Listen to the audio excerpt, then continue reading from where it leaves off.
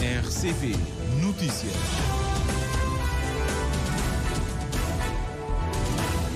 Sete da manhã em Cabo Verde. Vamos para o primeiro jornal e, em primeiro lugar, os títulos.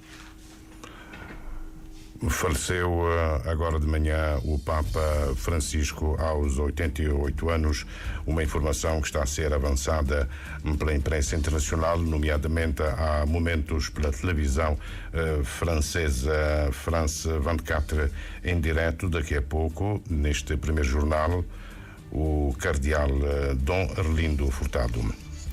A Sor Atlântico, que presta serviço público de transporte coletivo de passageiros na cidade da Praia, é afetada a partir de hoje por uma greve por tempo indeterminado. Os motoristas exigem um aumento salarial de 50% e o pagamento de um subsídio de risco. A hidrobase da Aeropostal, instalada em Calheta de São Martinho nos finais da Primeira Guerra Mundial, já é considerada como património municipal de Ribeira Grande de Santiago, mas deve ser inscrita como património nacional. A proposta vem do professor da Universidade Jean Piaget, Vladimir Semanhac, que acompanha o Presidente da República numa visita guiada. O Gabinete de Estudos e Consultoria, PD Consult, de que é Presidente Executivo e economista Paulino Dias, integra um grupo que acaba de ganhar um concurso do Banco Mundial para apoiar o governo do Egito na elaboração da sua estratégia para o desenvolvimento da economia azul. A revisão do processo de registro de óbitos é o tema de um workshop que tem lugar hoje e amanhã na cidade da Praia, por iniciativa da Direção Nacional de Saúde. O objetivo central é a melhoria da estatística sobre as causas da mortalidade no país. A sessão plenária da Assembleia Nacional, a última deste mês, começa amanhã e abre com um debate com o Primeiro-Ministro sobre estratégias e políticas de educação para o desenvolvimento sustentável de Cabo Verde. Júlio Vera Cruz Martins com o primeiro jornal, sendo que esta notícia que acaba de chegar, a morte do Papa, o assunto que vai dominar este dia. Bom dia, Júlio Vera Cruz Martins e Márcio Fernandes. Votos renovados de bom dia. A France 24 acaba de publicar a notícia sobre a morte do Papa Francisco aos 88 anos. As implicações para o mundo é o que vamos tentar saber com o cardeal Dom Arlindo Furtado, que está em direto connosco. Muito bom dia. Bom dia.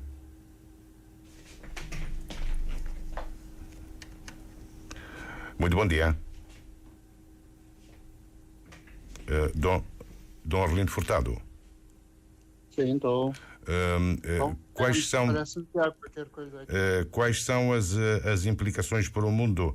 A morte do Papa Francisco, desde logo, a eleição do seu sucessor e como cardeal, vai com certeza seguir para Roma nos próximos dias.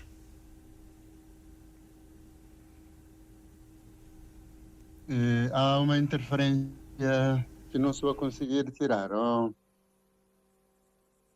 Só um momento. Vamos fazer um compasso de espera. Sim, agora estou. Sim, eu estava a dizer, é cardeal, faz parte do colégio eleitoral que vai encontrar o sucessor do Papa Francisco, que acaba de falecer aos 88 anos de idade. Nos próximos dias, com certeza, seguirá para Roma. Sim, há toda uma... Bom, para já é a notícia que não surpreende, devido ao estado do Papa nos últimos tempos, mas naturalmente que é um momento de muita dor e muita perda, sentimento de perda da Igreja, porque é um dos grandes homens que nós tivemos para dirigir a Igreja nos últimos tempos. É uma grande perda para a Igreja, mas deixa um legado inesquecível e impactante, né, para a reforma e o papel da Igreja no mundo. Agora, há toda uma estrutura do Vaticano que acompanha essa situação, está tudo previsto, tudo organizado, como que as coisas devem funcionar. ao Camarlengo, né, que agora se assume tanto a gestão de toda essa situação e conselheiros e apoiantes e ficamos a aguardar pelas orientações, portanto, vindas do Vaticano pelas pessoas responsáveis por esta situação neste momento. Tem havido papas reformistas, mas o Papa Francisco foi particularmente reformista. Concorda com essa interpretação? Não há dúvida nenhuma. Ele é um dos grandes reformadores da Igreja. E acho que depois de João 23, não é, que convocou o Concílio Vaticano II, não é, nos anos 60, no início dos anos 60, e o Papa Francisco, o propósito dele era pôr em prática, aplicar na Igreja efetivamente as resoluções do Concílio Vaticano II, né, que preparou a Igreja para a sua missão e o seu testemunho no mundo atual, né? O mundo moderno, com as suas complexidades e exigências, e injustiças, e disparidades, e contradições. E não há dúvida que o propósito dele era pôr em prática as resoluções do Concílio Vaticano II. E fez muito, não fez tudo o que queria, mas deixa marcas. Como João 23, ele deixa marca na Igreja, no sentido de adaptar a Igreja para os desafios do mundo de hoje. Como é que interpreta a força do Papa Francisco, que ainda ontem estava a receber em audiência, por exemplo, o vice-presidente dos Estados Unidos e mesmo em poucas palavras dirigiu uma mensagem, ele próprio disse como podia, não é? Naturalmente, que isso significa, portanto, também a atitude dele, que era dar tudo o que tem, dar tudo o que tinha, portanto, para o serviço da Igreja, o serviço da Igreja de Jesus Cristo, não é? Ele, sendo um jesuíta, tem uma relação especial com a pessoa de Jesus. E por isso, estando ao serviço da Igreja de Jesus, ele gostaria de dar tudo e deu até ao fim. Quer dizer, agora ele poderia dizer à hora da morte, como Simeão do Evangelho: Senhor, agora eu posso partir em paz, porque deu tudo, chegou a hora e partiu. E agora o Espírito Santo providenciará para que o próximo Papa esteja à altura dos desafios dos tempos de hoje, como temos visto nos últimos tempos, né? Os papas que tivemos, papas oportunos para a Igreja no momento, na hora H, no momento de cada circunstância, Papa à altura dos desafios que o mundo põe à Igreja, que a Igreja tem que enfrentar e fazer seguir em frente. Pode ser que ainda seja cedo, mas o que é que, como cardeal, prevê para homenagear o Papa Francisco em Cabo Verde? Nós sempre contávamos, eu pessoalmente contava com uma possível visita dele a Cabo Verde, aliás estava prevista de alguma forma, mas não foi possível, mas ao menos todos nós estaremos unidos à Igreja, a toda a Igreja inteira, em todo o mundo, para rezar. Agora, a única coisa de que ele precisa é a oração. Sempre pedia durante o ministério dele. Mas agora a única coisa que nós podemos fazer por ele é pedir a Deus que lhe dê aquela recompensa do servo bom e fiel que ele procurou ser para o bem da Igreja ao serviço da humanidade. E como dizia o Papa João Paulo II, a Igreja, o caminho da Igreja é o homem, né? Ele procurou integrar todo o homem, portanto, na senda de Jesus Cristo, em ordem a todos serem beneficiários da salvação que Cristo realizou por nós. E é também engraçado é de notar que ele faleceu, portanto, celebrando a Páscoa, né? Portanto, deu tudo, último dia da Páscoa, última Páscoa da sua vida aqui neste mundo, e no dia a seguir a Páscoa, ele vai participar na vida plena e gloriosa de Jesus, que venceu a morte.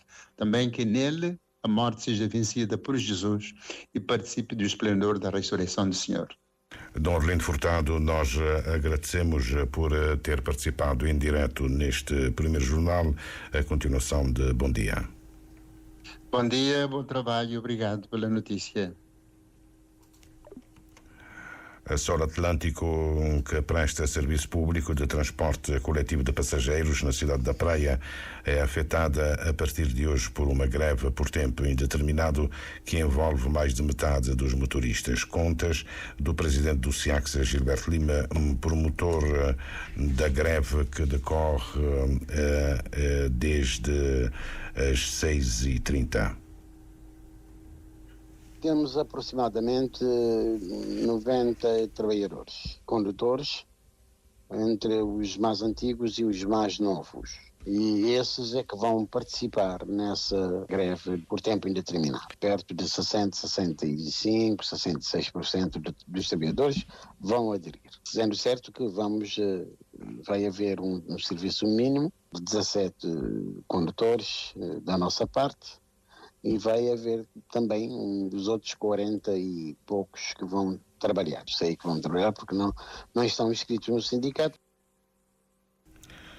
Os motoristas inscritos no SIACSA estão a exigir um aumento salarial de 50% e um subsídio de risco. O administrador da Sol Atlântico, Henrique Duarte, afasta qualquer tipo de entendimento para estancar a greve. Nós, para este ano, nós temos um orçamento para 2025, não temos margem no orçamento para abarcar qualquer aumento salarial, muito menos nessa ordem de grandeza. O salário mínimo dos motoristas à entrada são 30 mil escudos, 26 mil mais 4 mil de um subsídio de turno que efetivamente nenhum motorista está a praticar essa modalidade neste momento. É um grupo que trabalha de manhã, das 6h30 à 1h30, e o outro turno que trabalha da 1h30 às 20h30, 21h.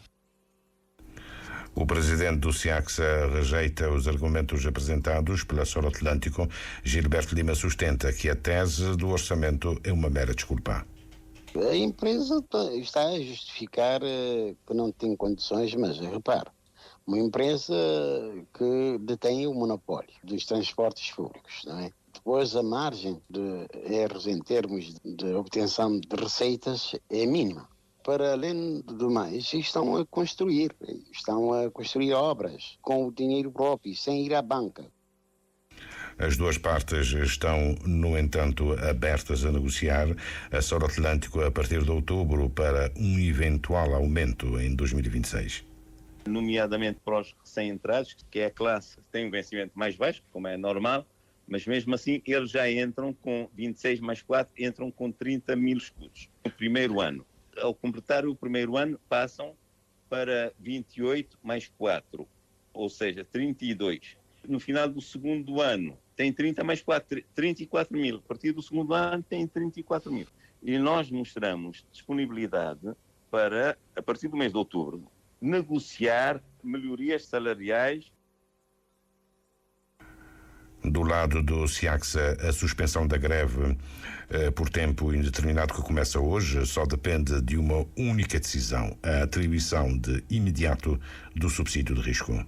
E nós aguardaríamos por uma outra fase, sim, até os meados de outubro, como disseram, para sentarmos e vermos qual é a possibilidade, qual é o montante a ser atribuído em termos salariais. Eu nem percebia se efetivamente esses condutores não tinham esse subsídio de risco, sendo certo que trabalham em regime de risco, portanto, iminente. Quer dizer, as pessoas que trabalham nesses autocarros, sobretudo esses autocarros longos, não é? E depois os autocarros queimam, os autocarros estão aí com insegurança todos os dias. Enfim, passam por maus bocados. Eles devem perceber isto, né? Devem incentivar os trabalhadores, dando-lhe, portanto, todos os direitos que têm, e para melhorar esse salário que é um pouco baixo. As estatísticas da empresa apontam para uma média de 165 motoristas para 90 autocarros e 17 linhas diárias. Henrique Duarte realça que desde a entrada em vigor do Acordo de Mobilidade Laboral com Portugal, desde esta altura até agora, a Sor Atlântico contabiliza perda de mais de 200 motoristas. Têm vindo a ser substituídos dentro das nossas possibilidades e das disponibilidades locais. Agora, também lhe devo dizer outra coisa. A manter-se essa situação, qualquer dia podemos chegar a um ponto de ruptura. A greve está na estrada desde as 6h30. 17 dos motoristas filiados no SIACSE vão estar em regime de serviço mínimo. A Sor Atlântico espera ter a maior parte dos motoristas em serviço, mas Henrique Duarte alerta para eventuais turbulências nas horas de ponta.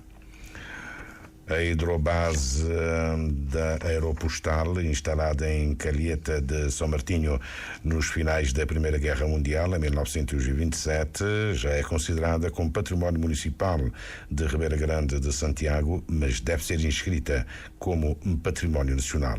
A proposta vem do professor da Universidade Jean Piaget, Vladimir Semanhac, que acompanha o Presidente da República numa visita guiada. Há lugares que, eu diria, têm a sua magia. E podemos lembrar que 400 anos antes, ali desembarcou Francis Drake para pilhar a Cidade Velha. Uma baía muito bem situada, muito bem protegida. Quer dizer, mesmo quando o mar está bravo, a baía de Calheta de São Martinho sempre é muito calma. E ali desembarcou Drake, depois continuaram o caminho a pé e entraram na fortaleza da Cidade Velha, no lugar onde não havia, do lado onde não havia canhões. E depois, em 1927, o engenheiro Raymond Vanier escolheu aquela baía para a hidrobase, quer dizer, aeroporto para hidroaviões. O processo de resgate da valorização da hidrobase começa em 2018, um projeto da Universidade Jean Piaget e da Associação Memória da Aeropostal de Toulouse, França, tendo sido realizada uma conferência internacional para assinalar os 90 anos do serviço aeropostal. Fora isso, Calheta de São Martinho está num estado de abandono que Vladimir Semanhac considera benéfico. Neste caso, podemos dizer que o abandono e o esquecimento contribuiu para a preservação das instalações.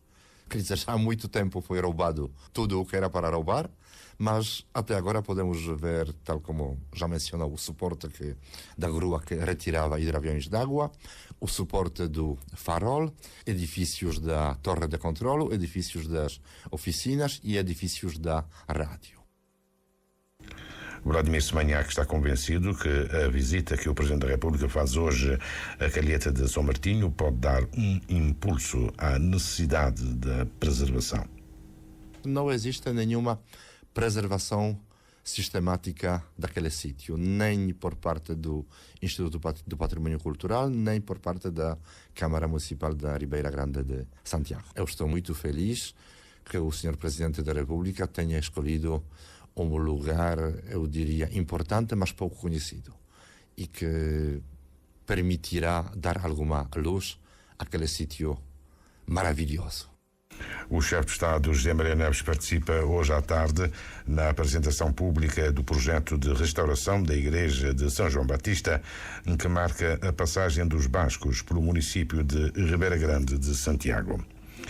O Gabinete de Estudos e Consultoria PD Consult, de que é presidente executivo o economista Paulino Dias, integra um grupo que acaba de ganhar um concurso do Banco Mundial para apoiar o governo do Egito na elaboração da sua estratégia para o desenvolvimento da economia azul.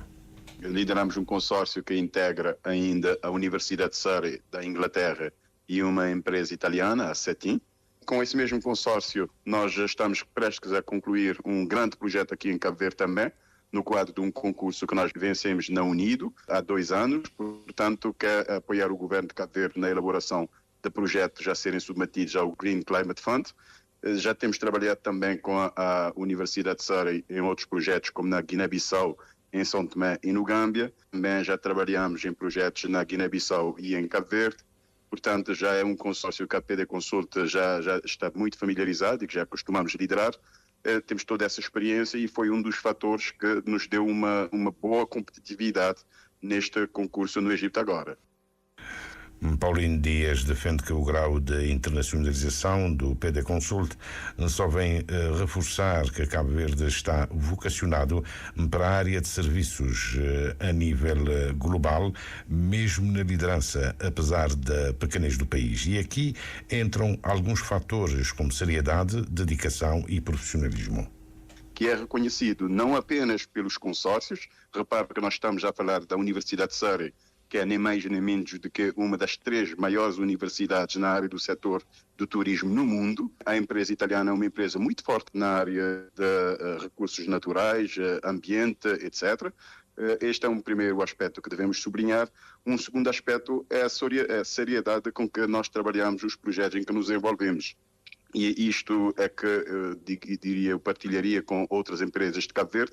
Primeiro, confiar em si mesmo, confiar na nossa capacidade, mas ao mesmo tempo perceber que à escala global ou em qualquer circunstância, a questão da seriedade, do profissionalismo, do foco na qualidade, da transparência, da honestidade no relacionamento com outros parceiros é fundamental para se manter relações estáveis, de longo prazo, credíveis, que podem resultar em contratos como este que nós acabamos de assinar. O que falta para completar o puzzle é uma estratégia clara de internacionalização de empresas cabo-verdianas que cabe ao governo. Porque repare que mais de 62% da nossa economia é de serviços. Portanto, se houver uma estratégia muito clara em termos de uma política nacional para apoiar empresas de serviços na internacionalização, a economia cabo-verdiana é quem ganha. Então, um setor em que se pode criar empregos aqui dentro, exportando serviços para fora. Há uma procura enorme por serviços na área em que nós atuamos, a África, sobretudo. A concorrência é muito forte, vale dizer, a concorrência é muito forte. O ambiente às vezes é desafiador e nós temos que aprender a navegar nesse ambiente, mas não deixa de haver um potencial extraordinário para Cabo Verde em termos de diversificação da sua economia, em termos de criação de empregos aqui em Cabo Verde, exportando serviços. O único apoio que as empresas têm tido da rede diplomática é mais fruto de relações pessoais. Paulino Dias lembra que a última tentativa de internacionalização, de apoio à internacionalização, data de 2011, com a criação do Fundo de Apoio, mas nunca operacionalizado. O contrato com o Banco Mundial está assinado e daqui a 8 meses, em novembro, o consórcio liderado pelo PD Consult deve fazer a entrega da estratégia para o desenvolvimento da economia azul ao Egito. A primeira missão de terreno de toda a equipa de consultores realiza-se já em maio próximo. O Hospital Universitário Agostinho Neto assinala hoje a recepção de 2 camas de bloco operatório no valor total de 10 mil contos. É uma oferta da Sociedade de Médicos Cabo-Verdianos nos Estados Unidos, que acaba de concluir mais uma missão a Cabo Verde, a mais longa e extensa de sempre, com deslocações a 8 ilhas. A revisão do processo de registro de óbitos é o tema de um workshop que tem lugar hoje e amanhã na cidade da Praia, por iniciativa da Direção Nacional da Saúde, com apoio técnico da OMS e financiamento da cooperação portuguesa. O objetivo, Angélica Vaz, o objetivo central do workshop é a melhoria da estatística sobre as causas da mortalidade no país. Conforme o diretor António Moreira, o principal objetivo do workshop é identificar lacunas e oportunidades de melhoria no sistema atual de registro de óbitos, enfatizando a importância de um registro preciso para a formulação de políticas de saúde e para a tomada de decisões. O objetivo é melhorar a certificação de óbitos e a notificação das causas da morte e da mortalidade, sim, que consiste sobretudo na análise do registro da mortalidade, estatísticas de saúde e também relacionar com o sistema de registro civil, nós vamos incluir também a utilização de ferramentas que vai permitir a melhor classificação, que é o CID-11. E para tal, terá necessidade de ter um plano de implementação para fortalecer o sistema de certificação de óbitos e notificação das causas da morte. Um plano que deverá ser no final do workshop e que será implementado pelos profissionais não só de saúde, mas todo o circuito à volta dos registros da mortalidade. E também garantir a capacidade nacional em termos de sistema de informação, utilizando essa ferramenta para notificação e seguimento de causas de morte. Em Cabo Verde, 10% do número total de óbitos são registados assim local de ocorrência. António Moreira realça deste modo a importância da implementação do plano de registro para a adoção de políticas que contribuam para a redução da mortalidade no país. Aqui no país temos 2 tipos de registro, intra-hospitalar e extra-hospitalar. As mortes intra-hospitalares têm um acompanhamento e são melhor classificados. Os extra-hospitalares, os que acontecem fora do hospital, e desses 10% são fora do hospital. Então daí a necessidade de trabalhar juntos nesse sentido e fazer com os atores principais, nomeadamente a parte da saúde, a parte também dos registros notariados, a medicina legal, muitas vezes é necessário também intervir para poder esclarecer a causa da morte e reduzir esse 10% para um nível mais baixo. O workshop realizado pelo Ministério da Saúde através da Direção Nacional da Saúde, que acontece hoje e amanhã na cidade da Praia, conta com apoio técnico da OMS e financiamento da cooperação portuguesa. A sessão plenária da Assembleia Nacional, a última deste mês, começa amanhã até sexta-feira, a mais longa de sempre, desde a introdução do atual figurino das 2 sessões mensais. A agenda prevê a continuação da revisão do Código Eleitoral, a proposta de lei que consagra os princípios gerais da administração de justiça e regula os tribunais. Amanhã o dia é dedicado ao debate com o Primeiro-Ministro Ulisses Correia Silva sobre estratégias e políticas de educação para o desenvolvimento sustentável de Cabo Verde. Regressamos à notícia de abertura. O Papa Francisco morreu exatamente às 4h35 de hoje. É uma informação que está a ser veiculada pela imprensa internacional com base em informações do próprio Vaticano. Informações através do cardeal Kevin Farrell, que deu a informação de recordar que a 14 de fevereiro o Papa Francisco foi internado na Policlínica Gemelli em Roma devido a uma bronquite. Dias depois o Vaticano anunciou que o pontífice estava com uma infecção polimicrobiana do trato respiratório e dias depois, com uma pneumonia bilateral, o pontífice teve alta a 22 de março e sabia-se que o seu estado de saúde era frágil. Ontem, domingo de Páscoa, o Papa apareceu na Praça de São Pedro, no Vaticano, e deu a bênção Urbi et Orbi. Um fim de linha neste primeiro jornal, Orlando Lima. Certo, Júlio Vera Cruz Martins com o primeiro jornal, neste dia em que recebemos esta informação da morte do Papa Francisco. É naturalmente um assunto que a Rádio de Cabo Verde, ao longo desta manhã informativa, vai acompanhar e trazendo aqui neste espaço e outros também diversas reações. Portanto, este é um dos assuntos que marca naturalmente a atualidade mundial. Foi assim o primeiro jornal.